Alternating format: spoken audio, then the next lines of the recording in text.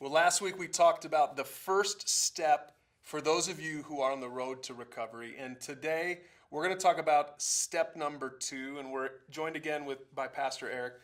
Why don't we start once again with the AA step 2? Read it for us. Yeah, step 2 says, we come to believe that a power greater than ourselves can restore us to sanity. So Eric, what do we mean by sanity?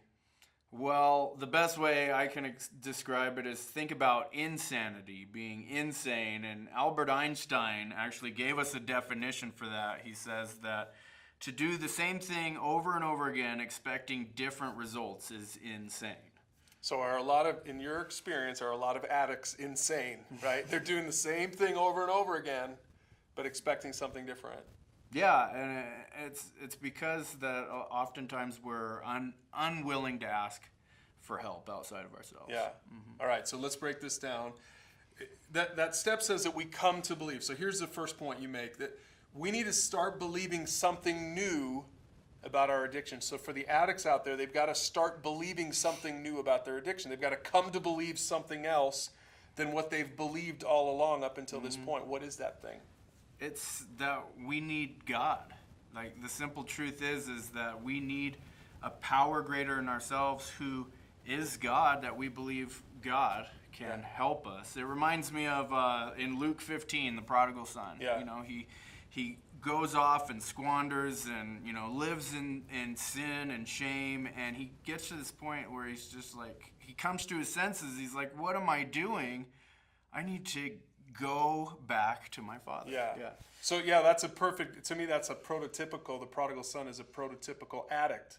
You're out there living it up until that one day when, I don't know, they say you hit rock bottom. I don't know if that's a thing or not, but that one day where you're just like, what was I thinking? Right? Yeah. What was I believing? All these lies I was believing, this lie that I was living, and now you have this epiphany that something has to change, and that only God can change it for me. But you get even more specific, because the second thing that you say here, and help us with this, is that greater power is not just God in some generic sense. It's Jesus himself. What does that mean?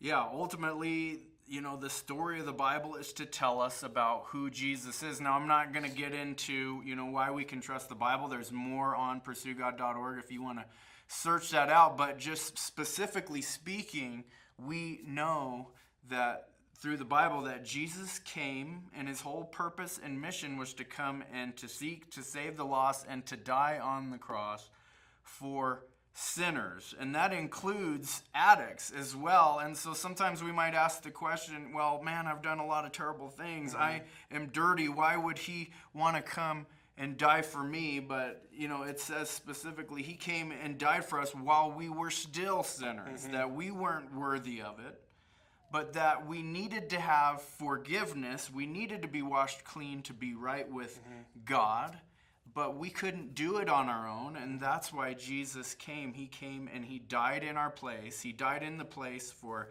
you, for me, for addicts, and so we have to have forgiveness to be set free, to be washed clean. And Jesus is our hope for this, our only hope. He is the only one that can take care of that problem that we suffer from. Yeah.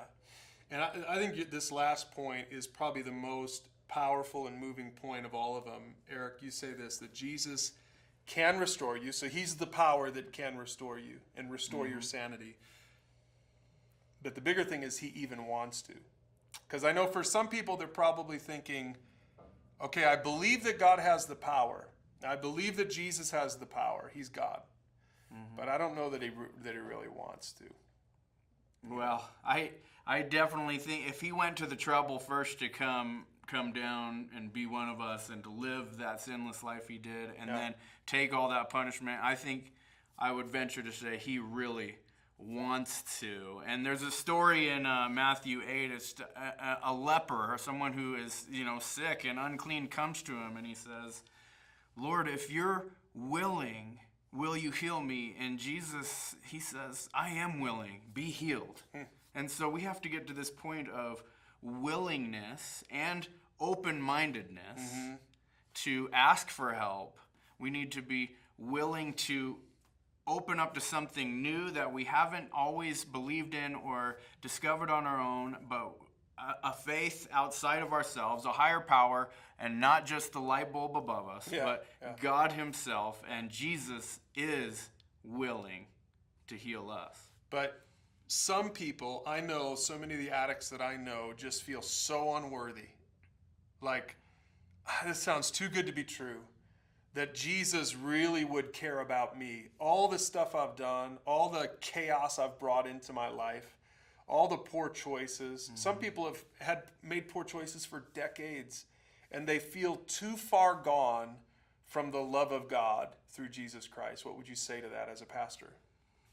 I would say there is always hope that Jesus loves even the farthest people from him. And in my own life, I tried to run from God and went the wrong way, but not of my own power did he make me clean and set me free and put me in the place where I am now.